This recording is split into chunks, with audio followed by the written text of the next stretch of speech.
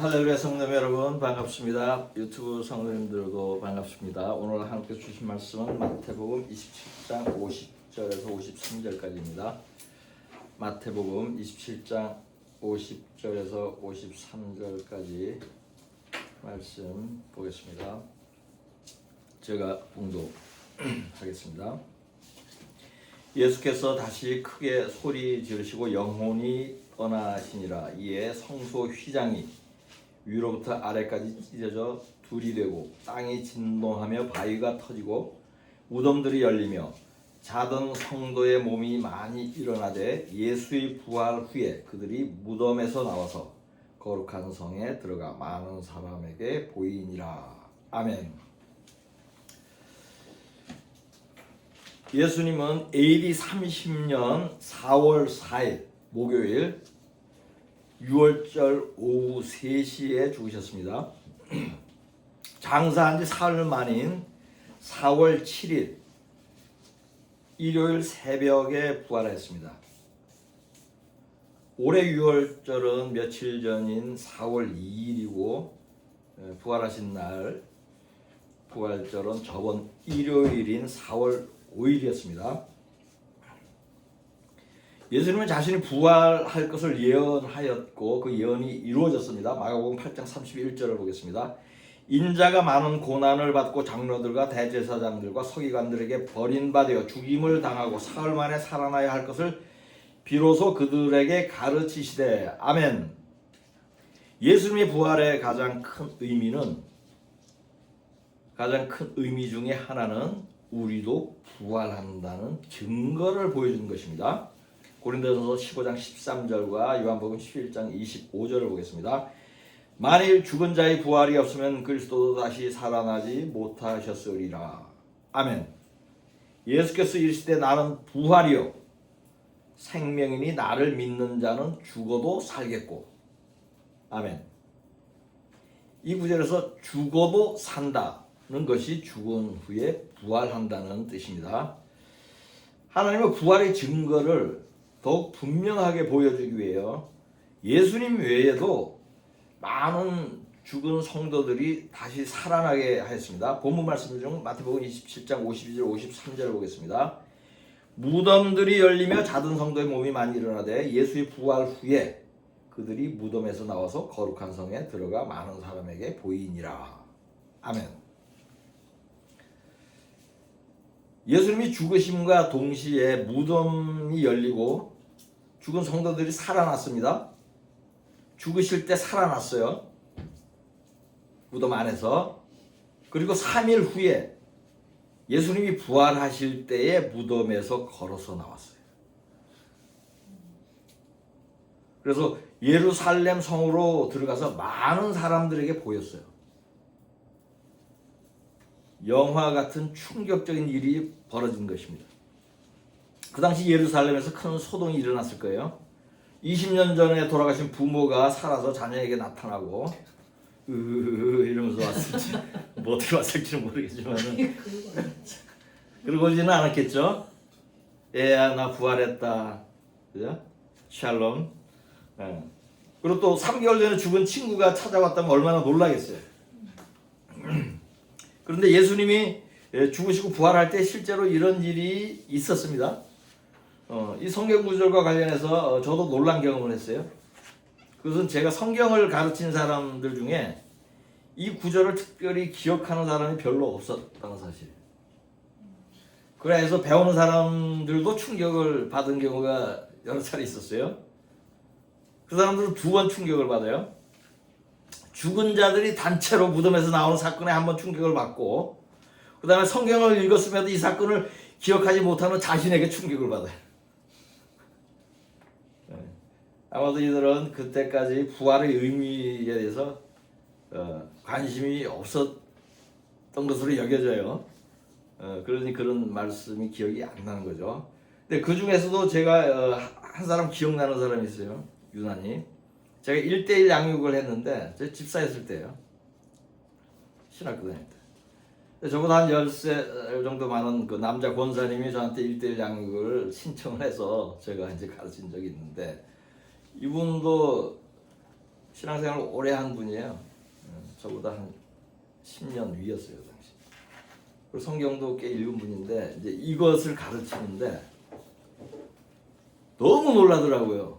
아까 저 얘기한 거. 그래서 이걸 얘기하면서 읽는데 뭐라 했냐? I can't believe it. I can't believe it. 미국에서 오래 살아가지고 Are you kidding me? Are you kidding me? 막 이러는 거야 내 앞에서.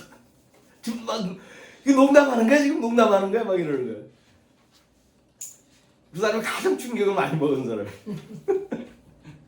성경을 읽는데 이게 기억이 하나도 안 나니까. 근데 이제 참고로 말하면은 이제 이분하고 친한 그 권사님이 있는데 저랑도 친해요. 이분이 항상 그러자. 저 친구 거듭나야 되는데 막 그런 얘기 했었거든요. 성령 받아야 되는데 막 그런 얘기를 했어요. 예. 조금 믿음이 좀 약했었나 봐요. 하여튼 그런 적이 있었습니다. 여러분 지금 여기 이 설교 들으시는 분들은 별로 충격을 안 받으시는 것 같아요. 다 알고 있었고 그런 것 같습니다. 할렐루야. 구약 성경도 부활에 대하여 예언을 하였습니다. 다니엘 12장 2절을 보겠습니다. 땅의 티끌 가운데에서 자는 자 중에서 많은 사람이 깨어나 영생을 받는 자도 있겠고 수치를 당하여서 영원히 부끄러움을 당할 자도 있을 것이며. 아멘. 자는 자 중에서 깨어난다는 말씀이 죽은 자의 부활을 의미하는 것이죠. 이사야 26장 19절 20절을 보겠습니다.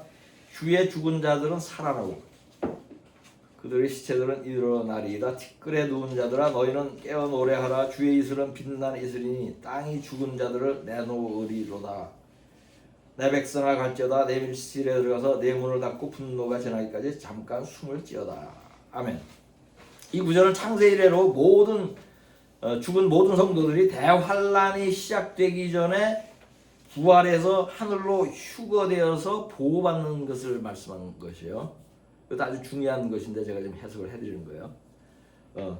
이처럼 부활은 구약 성경에 예언되어 있을 뿐더러 실제로 부활한 사건도 3차례나 기록되어 있습니다. 구약 성경에. 첫째로 엘리야가 살던 집 주인의 아들이 죽었다 살아났습니다. 열왕기상 17장 22절 23절을 보겠습니다. 그 아이 위에 몸을 3번 펴서 엎드리고 여호와께 부르짖어 이르다 내 하나님 여호와여 원하건대 이 아이의 혼으로 그의 몸에 돌아오게 하옵소서 하니 여호와께서 엘리야의 소리를 들으심으로 그 아이의 혼이 몸으로 돌아오고 살아난지라. 아멘. 선지자 엘리야가 하나님께 간구하여서 죽은 아이가 살아났습니다. 둘째로 수넴 여인의 아들이 죽었다 살아났습니다. 열왕기하 4장 32절과 35절을 보겠습니다. 엘리사가 집에 들어가 보니 아이가 죽었는데 자기의 침상에 눕혔는지라. 엘리사가 내려서 집 안에서 한번 이리저리 다니고 다시 아이 위에 올라 엎드리니 아이가 7번 재채기 하고 눈을 뜨는지라. 아멘. 이 아이는 선지자 엘리사가 아이가 없는 수넴 여인에게 예언하여서 갖게 된 아들이에요. 그래서 아이가 죽으니까 수넴 여인 누가 내가 아들 원한다 그랬냐 왜 아들 줘가지고 아들 줘놓고 왜 죽게 하느냐고 이제 이렇게 항의를 하죠 엘리사한테. 근데 수넴 여인이 원망하는 마음으로 엘리사를 이제 찾아가서 살려달라고 간청했어요. 엘리사는 기도하여서 죽은 아이를 살렸습니다. 셋째로 죽은 엘리사의 뼈에 다른 시체가 닿자 그 시체가 살아났어요. 이것도 되게 놀라운 성경 구절이에요. 근데 이것도 기억하는 사람들이 별로 없더라고요. 한번 보겠습니다. 열왕기하 13장 20절 21절을 보겠습니다. 엘리사가 죽으니 그를 장사하였고 해가 바뀌매 모압 도적대들이 그 땅에 온지라. 마침 사람을 장사하는 자들이 그 도적대를 보고 그 시체를 엘리사의 묘실에 들이던짐에 시체가 엘리사의 뼈에 닿자 곧 회생하여 일어섰더라. 아멘. 이거 엄청난 기적이죠. 엘리사는 죽은 몸으로도 기적을 일으킨 유일한 사람이라고 할 수 있습니다. 엘리사는 자신의 스승인 엘리야의 능력보다 더 갑절을 달라고 이렇게 요청을 했었죠. 간청을 했습니다. 그래서 엘리사는 실제로 예수님보다 더 많은 기적을 행했어요. 예수님이 행한 모든 기적의 종류를 다 행하고 더한 그 선지자가 엘리사예요. 그래서 예수님이 나보다 더 큰 것도 너희가 할 수 있다고 그랬잖아요. 그 일이 벌써 구약 시대에 일어났었어요. 놀랍죠? 예수님이 행한 모든 기적 종류 외에 엘리사가 행한 것이 도끼가 떠오르는 기적 있죠? 도끼가 물에 빠졌는데 그 옛날 도끼가 아주 비싸가지고 이제 빌려서 갖다 줘야 되는데 빌려온 건데 그 도끼 빠진 사람이 막 그냥 그러니까 이거 못 찾아주고 종이 돼야 될 정도로 아주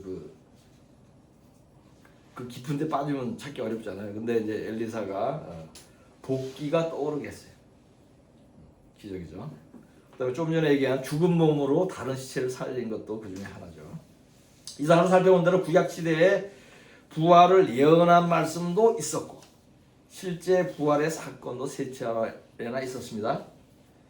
예수님 시대에는 더욱 많은 사람이 부활하였고 초대교회 시절에도 부활이 있었습니다. 예수님의 때에 있었던 부활의 사건들을 살펴보겠습니다. 첫째, 나사로가 죽은 지 사흘 만에 살아났죠. 요한복음 11장 43절 44절을 보겠습니다. 이 말씀을 하시고 큰 소리로 나사로야 나오라 부르시니 죽은 자가 수족을 배로 동인 채로 나오는데 그 얼굴은 수건에 쌓였더라. 예수께서 이르시되 풀어 놓아 다니게 하라 하시니라. 아멘. 두 번째로 회당장 야이로의 딸이 죽었다 살아났습니다. 마가복음 5장 41절 42절을 보겠습니다. 그 아이의 손을 잡고 계실 때 달리다굼 하시니 번역하면 곧 내가 네게 말하노니 소녀야 일어나라 하심이라. 소녀가 곧 일어나서 걸으니 나이가 12살이라 사람들이 곧 크게 놀라고 놀라거늘. 아멘. 이 달리다굼은 그 예루살렘 길에 그 적혀 있어요. 그 기적이 일어난 장소인가 봐요. 그 예루살렘에 제가 주로 숙박하는 그 숙소 그 가까이 건너편에 길에 있어요. 달리다굼 이렇게 쓰여 있어요. 아마 거기서 이 사건이 일어났나 봐요.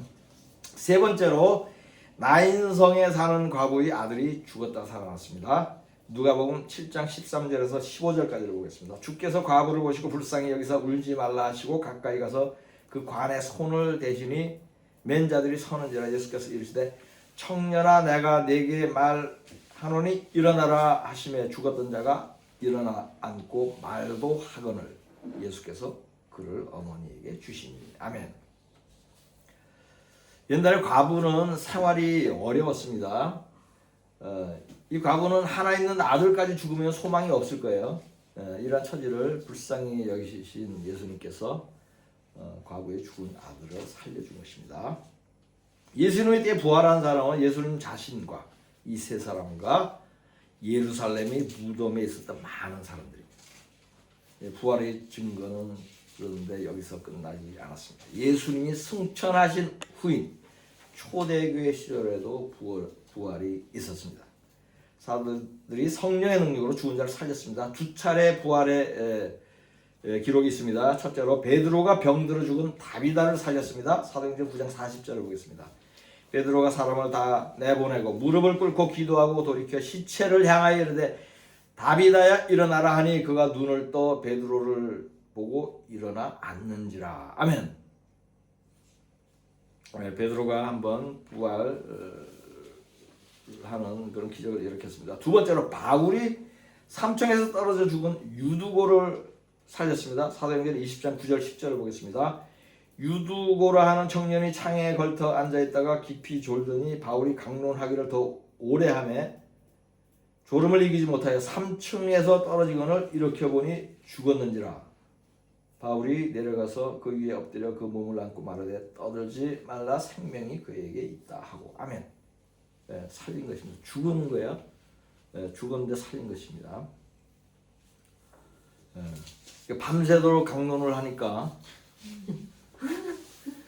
아니 그 창틀에 앉으면 안 되지. 그럴 때는 졸리면 내려와야 되는데 그 창틀에 앉아가지고 3층 창틀에서 아마도 하나님께서 이 기적을 보이려고 계속 3층에서 졸고 있게 있지 않았나 이렇게 생각이 듭니다.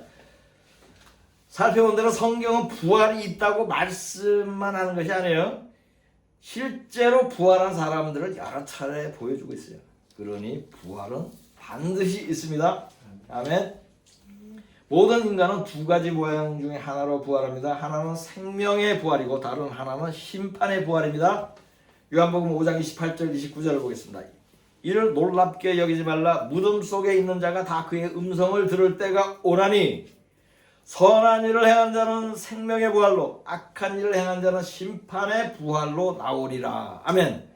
생명의 부활은 휴거의 때에 창세 이래로 구원받은 모든 자들이 동시에 하게 됩니다.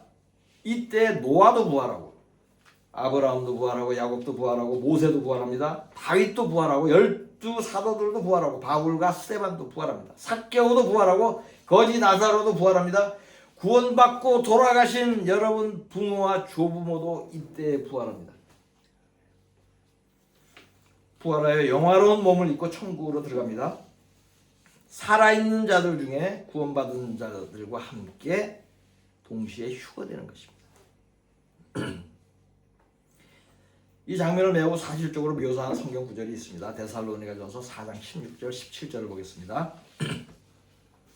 주께서 오련과 천사장의 소리와 하나님의 나팔 소리를 친히 하늘로부터 강림하시리니 그리스도 안에서 죽은 자들이 먼저 일어나고 그 후에 우리 살아남은 자들도 그들과 함께 구름 속으로 끌어올려 공중에서 주를 영접하게 하시리니 그리하여 우리가 항상 주와 함께 있으리라. 아멘.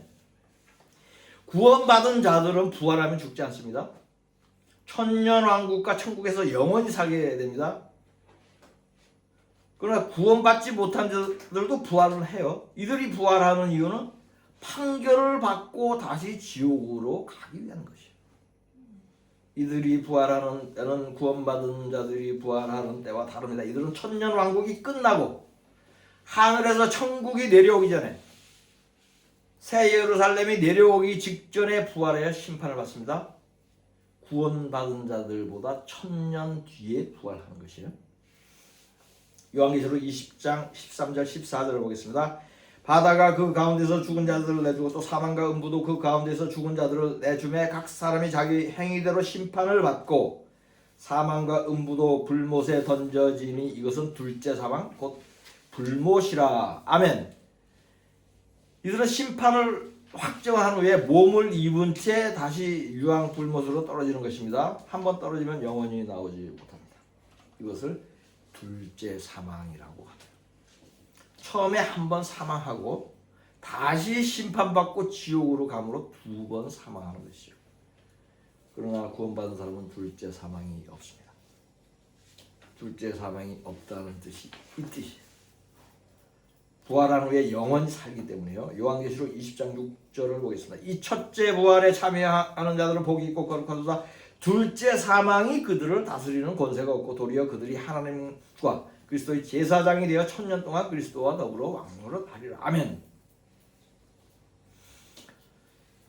믿지 않는 자들은 죽는 것을 두려워합니다. 죽음을 피할 수 없다고 여깁니다. 그러나 믿는 사람들은 죽음을 두려워하지 않습니다. 왜냐하면 다시 살아나기 때문이죠. 그러므로 성경은 사망을 이긴다는 표현을 합니다. 사망을 이긴다는 것이 뭐죠? 죽었다가 다시 부활한다는 뜻이에요. 고린도전서 15장 52절에서 54절까지를 보겠습니다.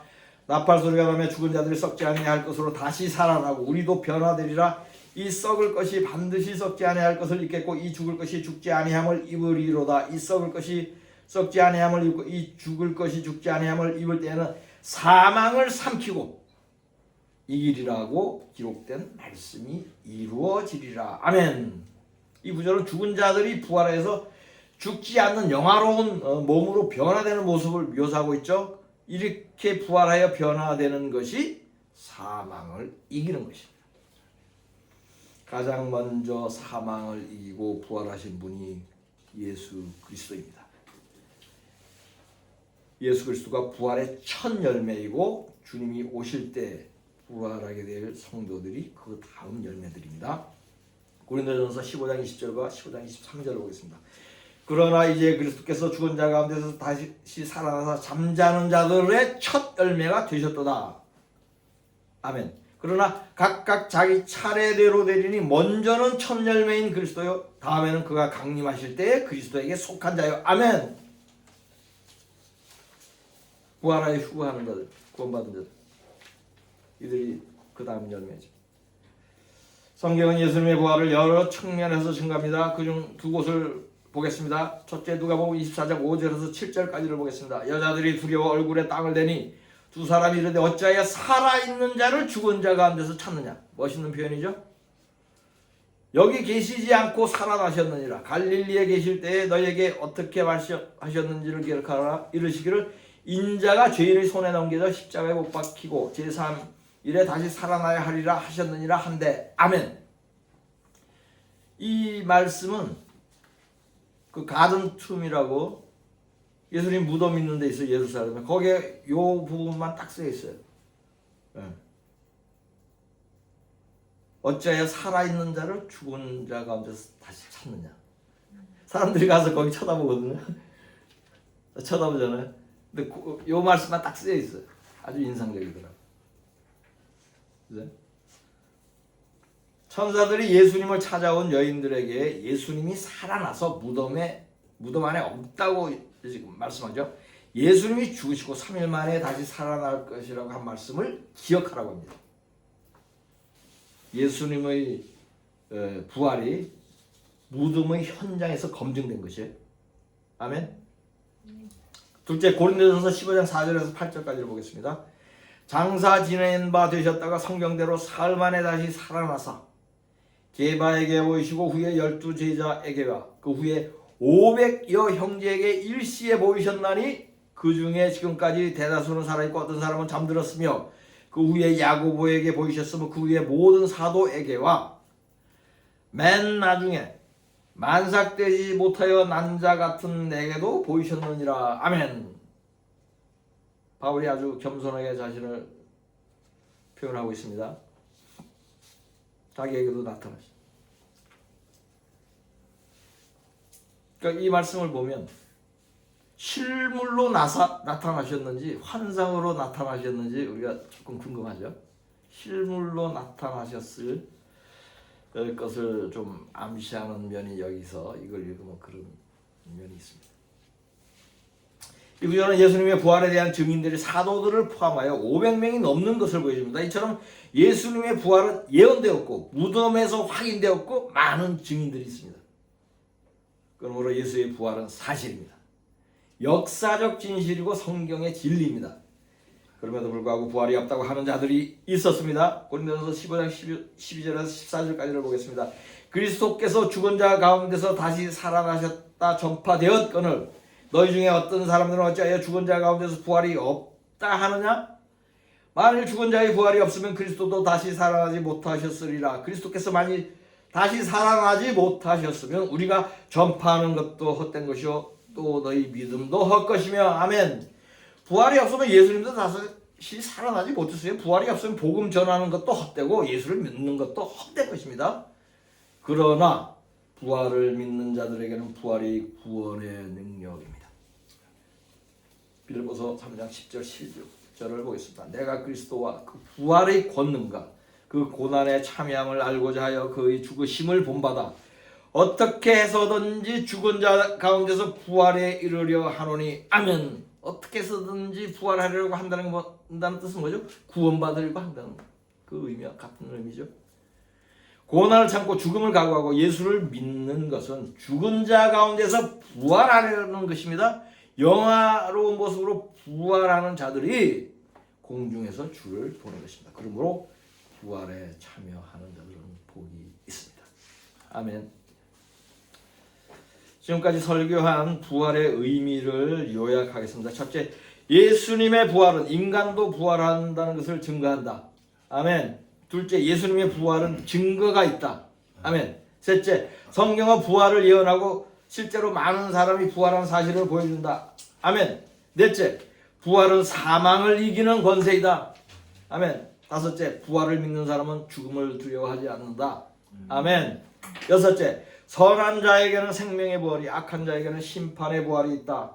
아멘. 일곱째, 창세 이래로 구원받고 죽은 사람은 휴거 직전에 모두 부활한다. 아멘. 죽은 자가 살아나는 것이 부활입니다. 그러므로 부활의 조건은 죽는 것입니다. 인간에게는 몸 외에 죽어야 할 것이 하나 더 있습니다. 그것은 나의 자아입니다. 마가복음 8장 34절 35절을 보겠습니다. 무리와 제자들을 불러 이르시되 누구든지 나를 따라오려거든 자기를 부인하고 자기 십자가를 지고 나를 따를 것이니라. 누구든지 자기 목숨을 구원하고자 하면 잃을 것이요 누구든지 나와 복음을 위하여 자기 목숨을 잃으면 구원하리라. 아멘.